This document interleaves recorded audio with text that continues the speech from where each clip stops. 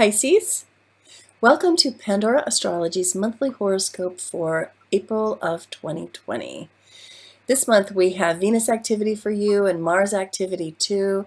Mercury is finally getting ready to leave your sign, where it's probably been more of an irritant than a help in some ways, and it's now moving direct and fast on into other signs.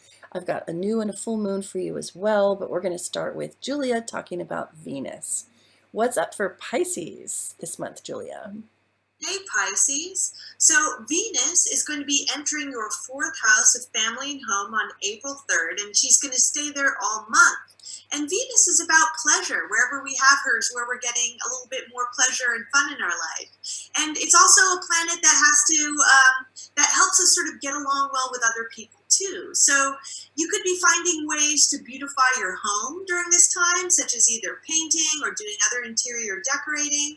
And you could also be getting along very well with family and the people you live with. So enjoy that. Now, the next planet I want to talk about is Mars. And Mars entered Aquarius at the tail end of March, and it's going to remain in Aquarius for all of April. So Aquarius is your 12th house, and that's the house of seclusion and also self-undoing. Now, Mars shows us where we're putting our energy. So you might be doing your best work on your own this time, and you also might be more inclined to passive-aggressive behavior and sort of acting behind other people's backs. So just be careful that it doesn't blow up in your face if you're tempted to do so. And then the last planet I want to talk about is Mercury. And Mercury is moving super fast now, so it's going to be crossing 3 of your houses this month. It's going to begin the month in your first house, which is the house of self. So that means you're going to be really embodying Mercury energy. So that could make you a lot more expressive and articulate. So use that time to sort of get any personal messages you need to get across to other people. Then on April 10th, Mercury enters Aries, which is your second house of money and values. So your mind might be on your money and money might be on your mind. This is a time for strategizing about how you can maybe earn more. Also, your thoughts might be on your values and how you can communicate them to others. Then on April 27th, Mercury enters Taurus, which is your third house. And the third house is the house of communication. And Mercury loves to be in this house. Through its modern rulership, it is associated with the third house in its sign of Gemini. So you might be extra articulate and productive with all Mercury things during this time, like writing and speaking. So if you've had any sort of pesky writer's blocks lately, then this is going to be a really good time for getting those lifted and getting that kind of work done. And what else do you see going on this month, Jamie? Well, we have got a new moon and a full moon.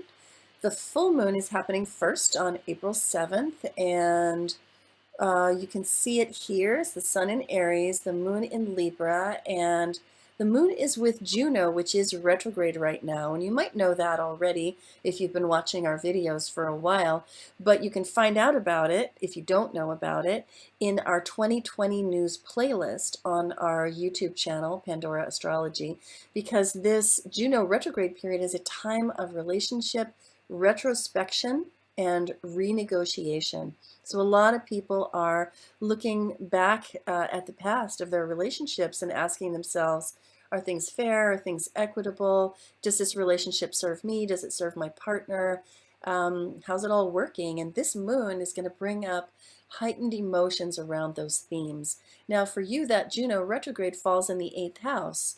And that means that a lot of these themes will be tied to intimacy, including possibly sexuality, possibly monies that you share with your partner, whether it's a business relationship or a spousal one. And then also there's emotional intimacy, like how much do you share? Or do you overshare perhaps? So any of those themes might come up and be saturated with more emotion than usual. So if you have been involved in a relationship renegotiation, it might make sense to take a break from those proceedings around the time of this full moon, especially for the 3 days surrounding the full moon, which is on April 7th. The other moon is happening on the 22nd, and that one is a new moon in Taurus, which falls in your 3rd house of communication. Now, new moons are times of planting seeds, and this particular new moon keys into a square that's going on for a very short time between Saturn and Uranus. Saturn is in early Aquarius up here in your 12th house, and Uranus is over here in Taurus in your 3rd house. Now, a minute ago, Julia was talking about that when Mars is in your 12th house, you do have to watch out for passive aggressive behavior, and that's because Pisces is a pretty non-confrontational sign, right? You don't like to push back against people that push on you. You prefer to just kind of drift away and not have to confront them. So you may be a little prone to passive aggression. And when Mars is in your house of the unconscious, that can just stir up old angers that maybe weren't released in the first place. So it's better to let that stuff cook, but not really express it until Mars enters your sign of Pisces, which will be happening in another month or two, and we'll tell you when it does.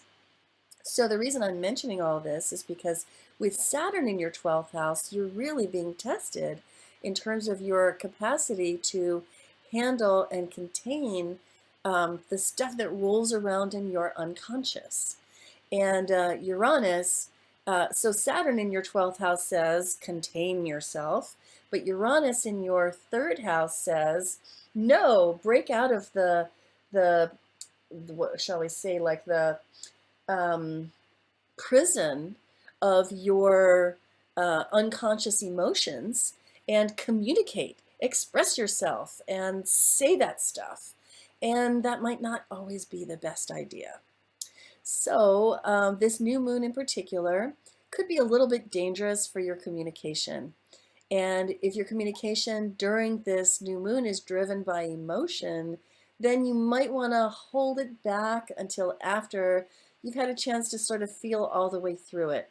And so the 3 days surrounding this new moon on April 22nd, after that would be a much better time to experiment with communications that hopefully will be blunted and not sharp at that point. And when it comes to readings, I just want to remind you, your birthday month has come and gone, and if you haven't had a solar return birthday reading, then you're not completely prepared for your new year. Every year you get a new solar return birthday chart with influences and directions for the coming year. And it's really good to know what that stuff is. And here's something even more magical about astrology. You can get in the driver's seat of your year before it even begins by choosing a location for your birthday that will give you an optimal chart. And only an astrologer can tell you how to do that. It's one of the things that we specialize in here at Pandora Astrology, and we'd love to do that for you. Of course, for this year, it's too late, but for next year, it's early, right? So I think that's all the news we have for you this month, Pisces. I hope you enjoyed it. We certainly enjoyed making it for you. You can always find our horoscopes on our website, pandoraastrology.com. Just add /horoscope to that, and you can find them on our YouTube channel, Pandora Astrology, organized every month into a playlist just for you. And until next month, we'll see you around the cosmos. Bye. Bye-bye.